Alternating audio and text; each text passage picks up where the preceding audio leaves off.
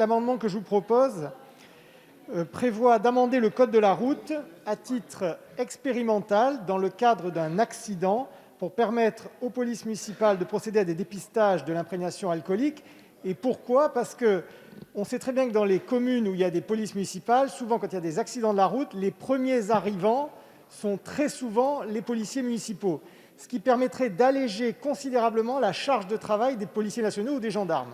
L'avis sera défavorable. L'avis sera défavorable avec une petite nuance, c'est que on va travailler dessus, et en particulier le gouvernement va travailler dessus. Moi, je voudrais répondre à monsieur le député qu'on est défavorable en l'état, mais qu'on comprend l'intérêt et qu'on partage l'objectif, notamment sur le contrôle sur le sujet stupéfiant, sur le sujet alcoolémie, en dehors de l'autorisation des OPJ, directement sous l'autorisation du directeur de service. Et je voudrais vous dire que nous sommes en train d'y travailler au ministère de l'Intérieur. On est en train d'expertiser la possibilité de le faire dans le cadre de l'expérimentation. Donc nous partageons votre objectif pleinement, monsieur le député, mais nous vous proposons de nous laisser un petit peu de temps pour pouvoir l'expertiser au niveau du ministère de l'Intérieur avant de le mettre dans l'expérimentation.